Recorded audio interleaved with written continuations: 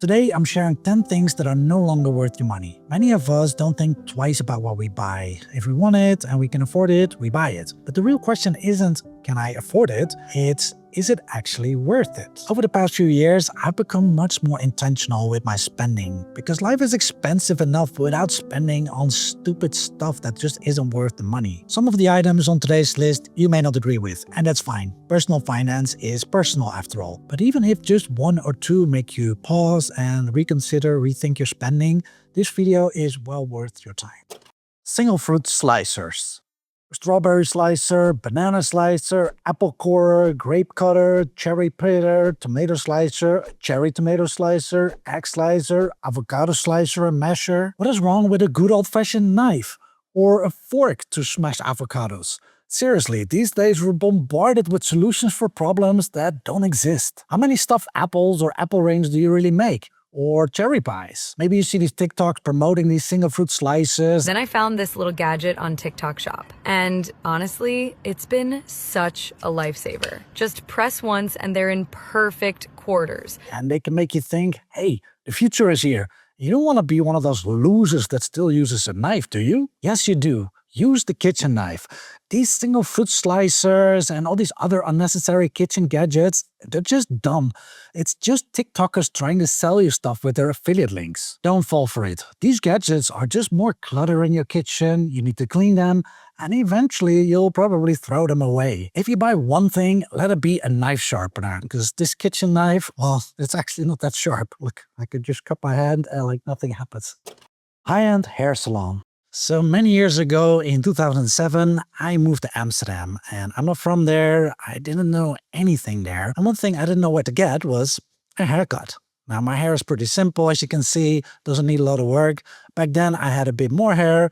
I had a bit more brown hair too, but still, like, it was pretty simple. The first time I got a haircut, I went to this fancy high-end hair salon on the top floor of the Bijenkorf, which is like this fancy department store at the Dam, the center of Amsterdam. And I guess partly because of its location, but also because this was a high-end hair salon, I paid a premium for a haircut. Like even back then, I think I paid 50, maybe 52 euro.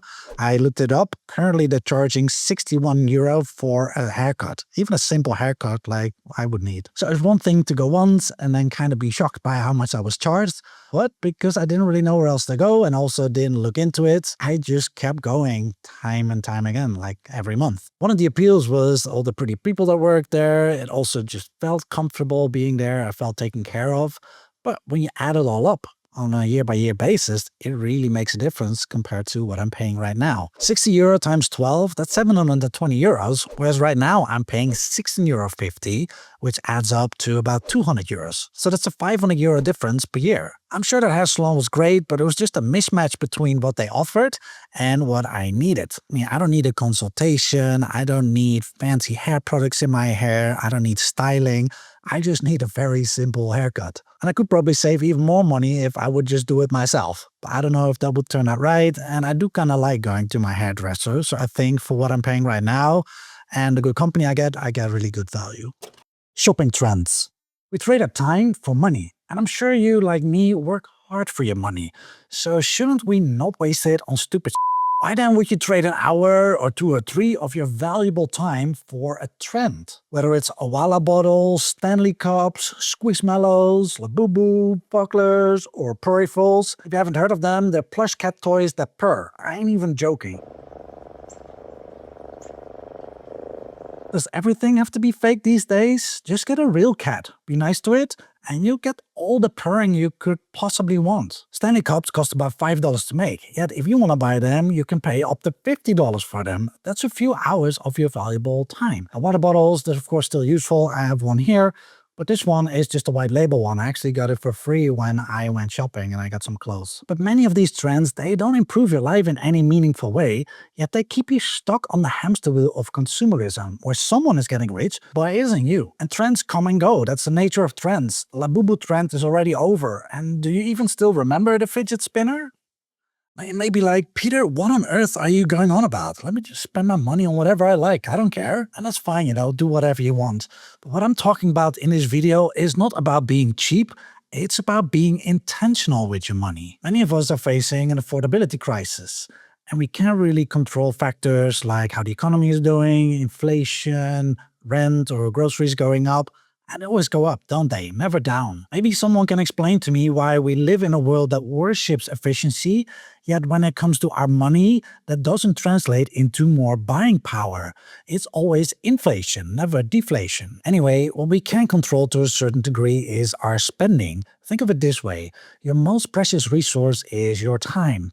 And that's something you can buy more of, no matter how hard the billionaires of this world try to pursue immortality. Part of that time you and I sell for money. We work for an hour to make what? $10, $20, $30? Then there's a battle for income and everybody wants a piece of it. Starting with the government. From 9 to 12, even longer in some countries, you basically work for the government, for the taxes you owe. Next are all the other costs that come with just staying alive. Rent, groceries, utilities, maybe a car.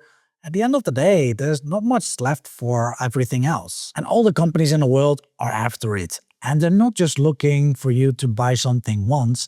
No, they're looking for a lifetime customer, LTV. That's how they calculate the value of you as a customer.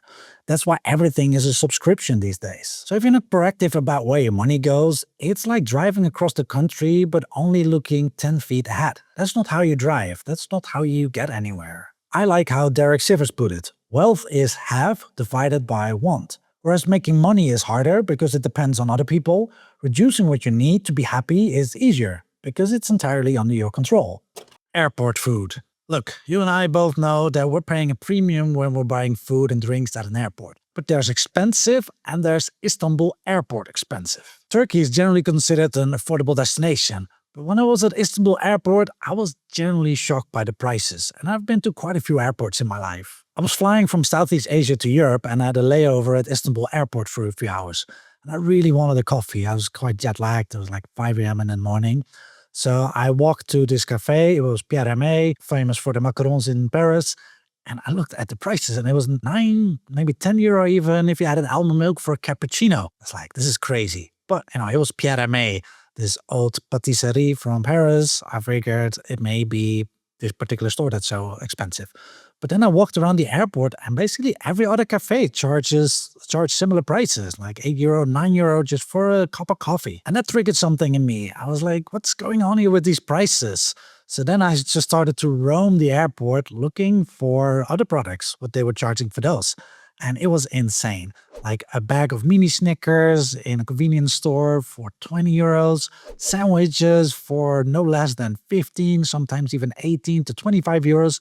I saw a cheesecake for 18 euros. And even McDonald's is stupid expensive. Like in Google Maps reviews, people wrote that they paid 26 euro for a quarter pounder menu or $13 for just a simple cheeseburger. Airport food is expensive for a variety of reasons. Like vendors pay high rent and fees.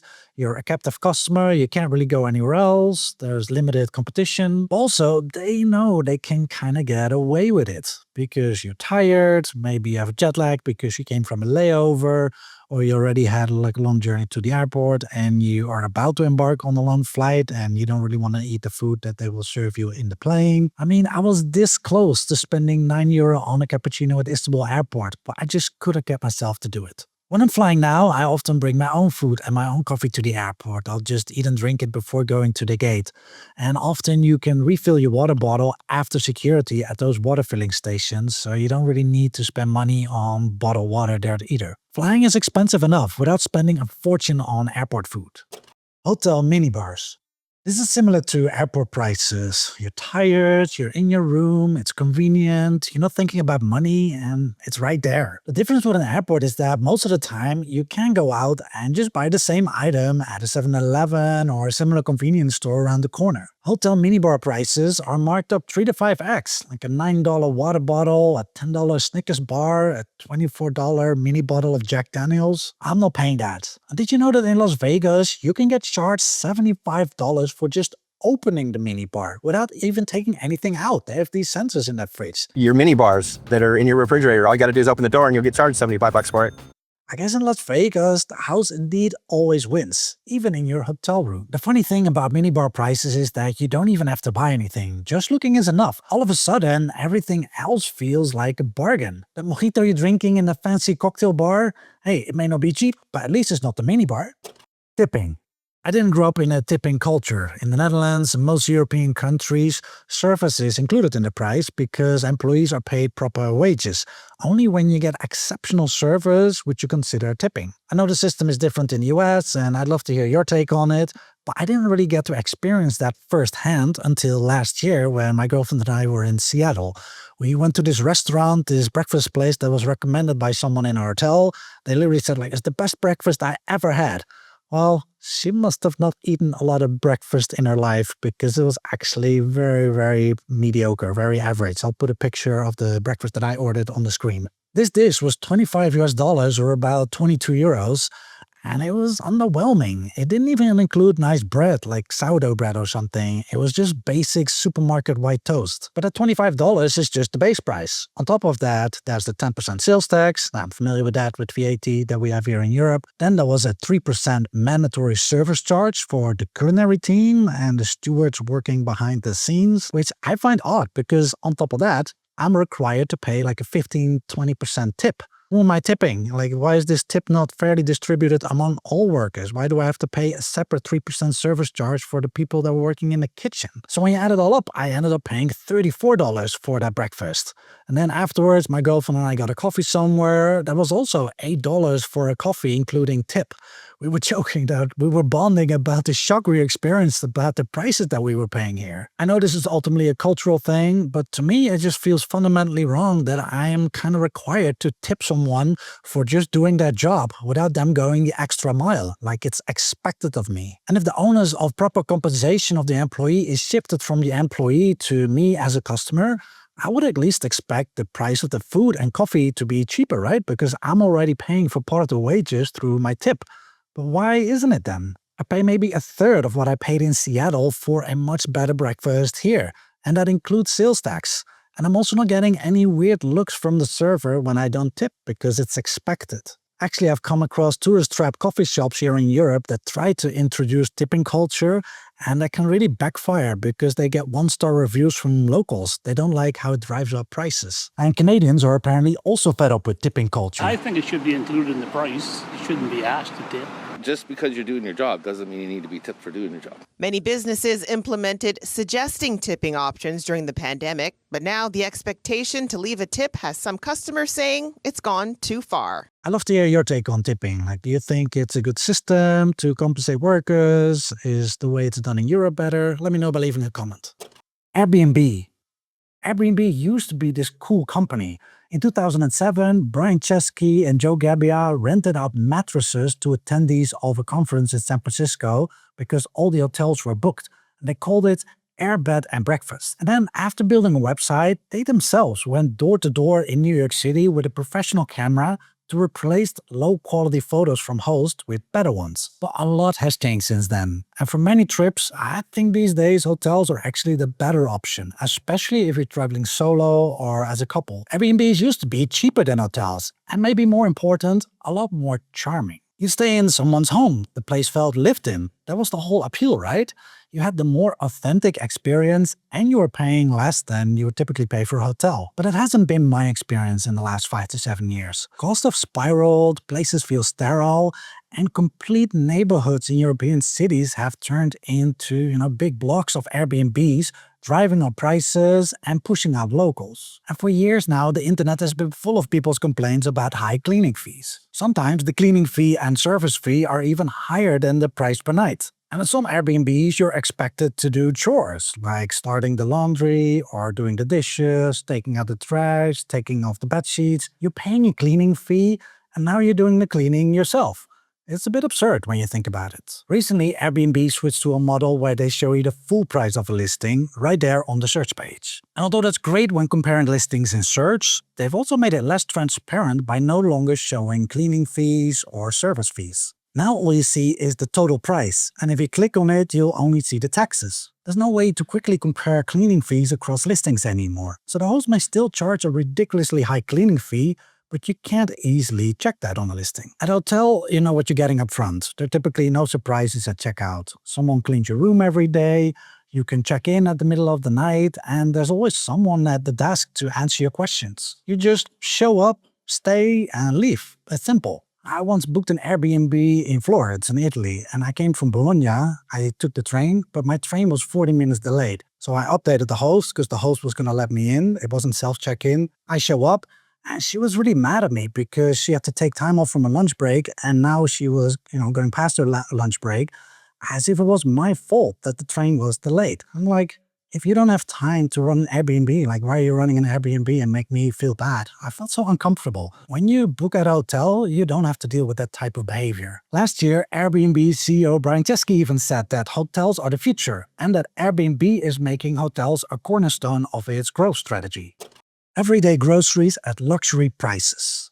Groceries are essential, and I'm all for buying quality ingredients. I do most of my shopping at the cheaper supermarket, but then I supplement at the more expensive supermarket for things I cannot get at a cheaper supermarket. At this more expensive supermarket, they have a large produce section, and most of it is just self-service. But there's a section you can't touch yourself. I found out the hard way. I was scolded by a supermarket employee when I tried. You have to be served. You point to what you want and then they will bag it for you. Now that produce is seriously overpriced. To me it feels like shopping for luxury vegetables and fruits. Dates for 24 euros a kilo. Now maybe these are the best dates in the world and I don't know anything about dates. That's very possible. All I know is I've never seen these prices anywhere else. Or these cherries here are 18 euros a kilo, but I've seen other cherries here one time for 50 euros a kilo. No joke. I'd rather buy seasonal produce that's local. It's great quality and much more affordable. Buy now, pay later services. Klarna, Affirm, Afterpay, these apps promise to make spending easier by breaking purchases into smaller payments. I don't use them and I don't think they're worth it. Here's the thing. These services aren't designed to help you stick to your budget or spend with intention. They're designed to make overspending feel less painful. When you see a robot vacuum for $200 and it says, or just 4 payments of $50, it doesn't feel like $200 anymore. It feels like $50. And that psychological trick is exactly what these companies are counting on. They want you to disconnect from the real cost of what you're buying. It's the same mechanism as with car loans. You're not told this car costs 30 grand, but you're told this car only costs $399 a month, or whatever the monthly payment is. With Klarna, you don't pay interest if you pay within 30 days, so that's good at least, I guess. But if you need more time, the interest rate can go as high as 36% APR. Now let's be real, if everyone paid what they owed within 30 days, none of these buy now, pay later services would still be in business. What bothers me most is how normalized this has become.